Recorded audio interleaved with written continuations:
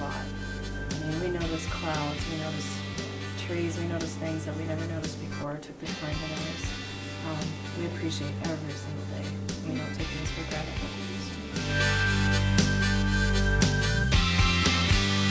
It's really been fun. Walked around, got to see the horses. Yeah, it's a beautiful camp. It's just been a great weekend. We've seen our families just do all kinds of different things, really just get up here, have a good time, get away from cancer for a weekend.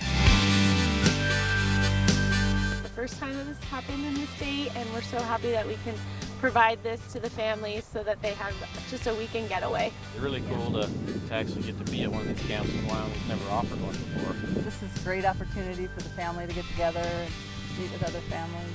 We were actually really excited to be invited to Camp Courage for the first ever Wyoming Childhood Cancer Camp. We're very honored to be here. We're very excited to be able to come. It's just really, really amazing place. We have 10 families here, and that includes their siblings and the child with cancer and their parents or guardians, and our youngest survivor's 2 and our oldest survivor's 18. I had Ewing's sarcoma. I thought it was an infected wisdom tooth, and then it turned into an abscess, but it turned out to be the tip of a tumor in my face that took up this whole area. And I went to get a molar pulled, and we both took off work to go do it. And then from there we went to the ER, and then from there we went to Denver and never got to go back home. I was up there for about a year. Went up June 14th and got back May 16th.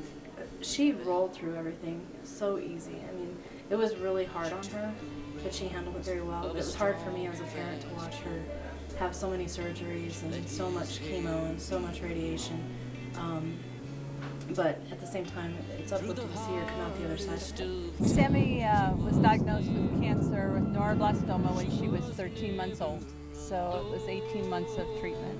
The biggest problem is that she lost her hearing due to chemotherapy, so that caused her to wear hearing aids. It affects her speech, it affects her learning, and it just makes it a little more challenging for her. With her particular cancer, a lot of, since there aren't that many survivors of it, they don't know a lot of what down the road is. That cancer couldn't kill. About 5 years ago, we were blessed with having Stevie. He was born to the family, and he was born with Beckwith-Wiedemann syndrome. Some Beckwith children develop cancer in the kidneys and the abdominal area, and about a year and a half ago, he came down with kidney cancer. Now he's doing quite well, but he has undergone about 4 surgeries. Parker, this one over here, was diagnosed with cancer of the kidneys, Wilms tumor, in 2009. He went through a year of chemo, some radiation, a major surgery, and has actually been off of treatment now close to 2 years and in remission. And so as of now, we take him to Denver Children's every 3 months for scans, and everything so far has been great. There's not really a break in, when you're going through it. It's like that is all you live with is going through that, and that's tough. We've got families from many, many different locations throughout the state, and many of these families didn't know each other. We really don't have an organized support group for families that have children with cancer in our state. Our state is so rural and everything is so far apart that sometimes you feel like you're alone, like you're the only person in the state that has a child with cancer. You kind of become a hermit and don't really know how to function with people for a while, so, and that again, you come to this camp and you get to talk to other people, and it's like, wow, this is really cool. You can let your guard down and kind of get back into the swing of things. But it's just a great opportunity and a chance for families to join and know that they're not so isolated here in Wyoming. There are other families in Wyoming. It is very nice to be able to actually, meet other people who have actually experienced it, that know what you're going through without actually explaining it to them. And you know, some people, they hear you but they don't, they just don't understand what it really has done to you. A lot of people you talk to, they'll never understand that something like this has happened to them. So it's really nice to get to talk to other dads and stuff, you know. So you're always trying to be the strong one for your wife, so it's kind of nice to talk to the dads and get their perspective on it and kind of let your guard down a little.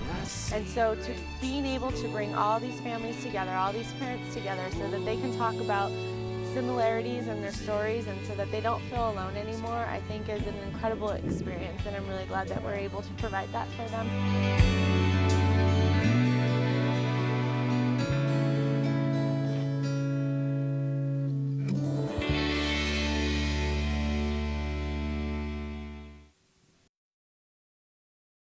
There's no pediatric oncologist in the state. There's nothing really here in the state for children with cancer except for Jason's Friends Foundation. It was just something that was really lacking. We didn't want families to have to go out of the state to go to a cancer camp anymore. So the Comprehensive Cancer Control Consortium's Childhood Cancer Work Group is the one who really started getting this ball moving. So I helped to organize that. They're the ones that came up with the cookbook idea. They were the ones that's been selling the cookbook. We then put together a Camp Courage planning committee, part of the consortium. Jason's Friends has been a huge partner helping us with all the fiscal part of the camp. Jason's Friends Foundation has existed since 1995 in memory of our son Jason, who passed away from a brainstem tumor. We work with families throughout the state of Wyoming that have children with cancer, brain tumors, or spinal cord tumors. Most of what we do is financial assistance for these families because there is no organized cancer treatment centers for children within the state of Wyoming, so they're going to Colorado, to Utah, sometimes much further. Jason's Friends it has such a big impact on families, not just in Casper, but in the whole Wyoming area. I don't have the words to say that would show my appreciation to them for setting this up for me and my family. I can't say enough good things about Jason's Friends or the coalition. I think that just what they do for these people, for these kids, it's really beyond words. We're a bunch of volunteers, and we really exist to make sure that Wyoming families can concentrate on their sick children and not have to worry about where their next house payment is going to come from, their rent payment, the utility payment, how they're going to get where they need to go. It's really all about offloading that and letting them concentrate on their sick child. The peripheral expenses relative to cancer, to a diagnosis like that, are astronomical and hard for families to overcome. All we can say is thank you.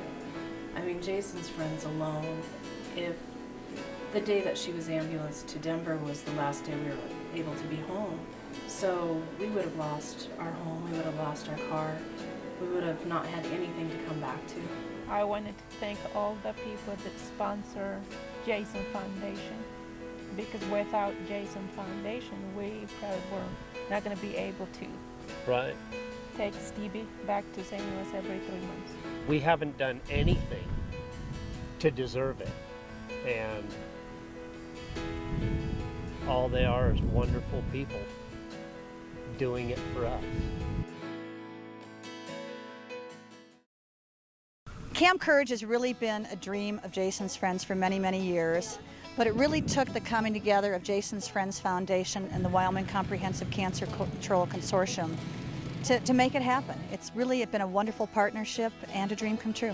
I'm so excited that this camp is going on. It's been 2 years in the process, from the planning to the fundraising to it actually happening. We never really got a summer last year. She spent all of last year in the hospital. So this was a great opportunity for us to get out and really spend time together and do activities that we weren't able to do last year. And we got a lot of activities in. Got to paint, they made banks, and we just went on a wagon ride with big horses, and it was a several-mile one. They had a blast, really relaxing, and had a campfire with s'mores last night, and peach cobbler, and movie night with popcorn. That was a lot of fun. We did ATV riding, and then we did trail rides, disc golf, wagon ride, We made a bunch of s'mores and campfire stuff and did a concert. Marshmallow, brown as your summer skin, one lucky fellow that you ended up here with. And we even had a chuck wagon dinner, and that was pretty fun. What do you like about the ride best? Definitely the scenery. Yeah, definitely the scenery is cool. It was just really I like the rivers. Yeah.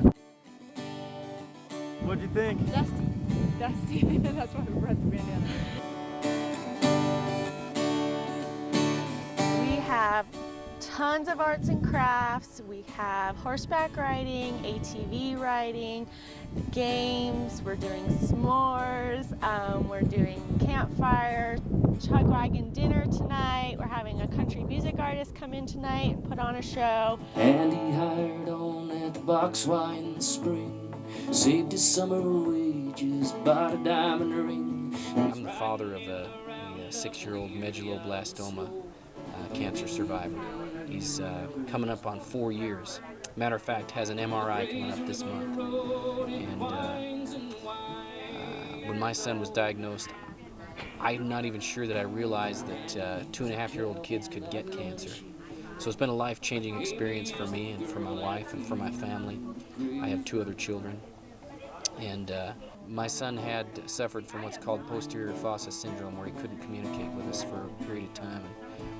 And I did the only thing that I felt like I could do, which was go get my guitar and sing to him. And as it turns out, a lot of neurologists kind of thought that maybe that helped a lot.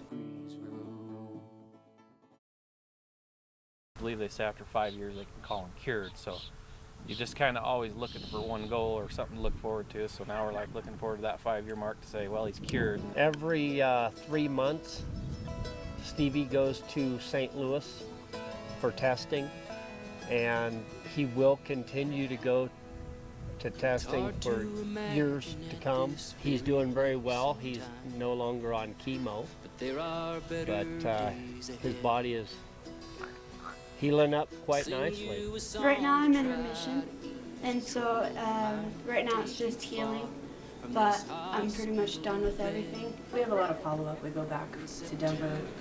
We'll be going back at least once a month for follow-ups just to make sure that everything's okay. And she'll go through follow-ups probably for the rest of her life, but the prognosis, I think, is good. She's in remission, and we try to look past that, but because of the chemotherapy, she has disabilities from it, so we've learned to live with those. But it's still nice to be around other people that understand.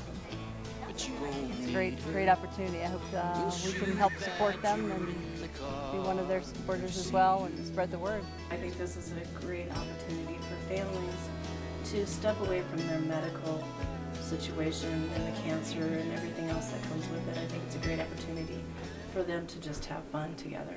Crooked Creek Guest Ranch is just wonderful. This staff has been phenomenal. They've made every one of these families and all of us volunteers feel like guests.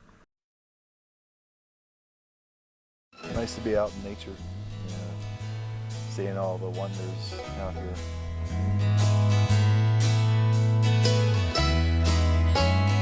It's really peaceful.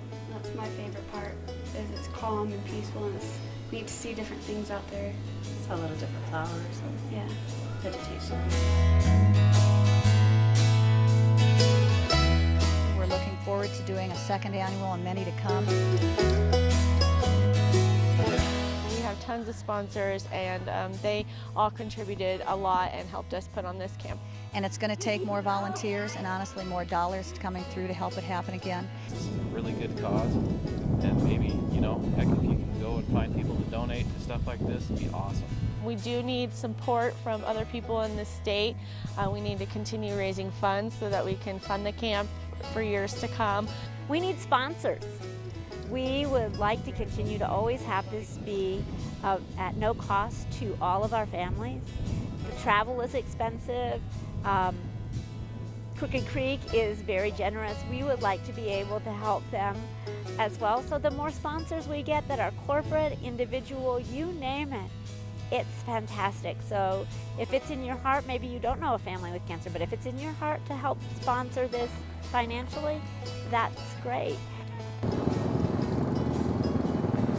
I hope that no matter what the future brings, this will be a sweet memory for all of them, with a united family. It has been a real blessing to us, and I hope that other families can be able to enjoy it in the future as well. How much we can do. We've seen this before.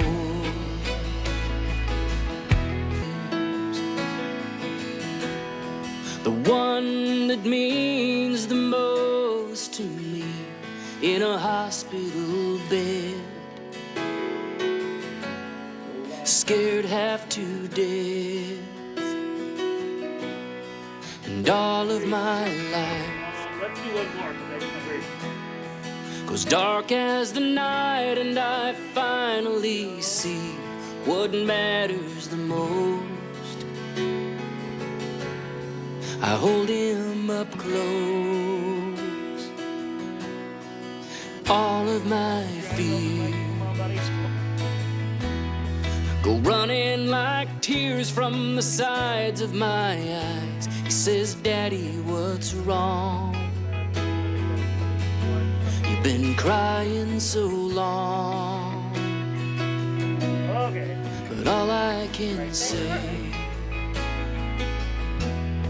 is, buddy, let's lay right here for a while. But I'm dying inside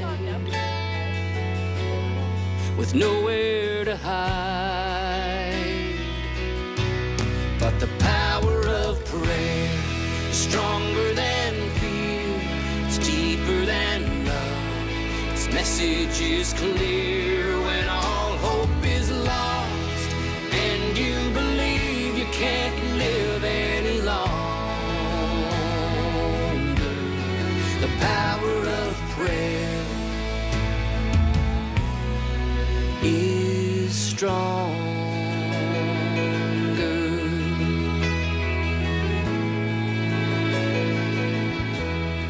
He looks in my eye.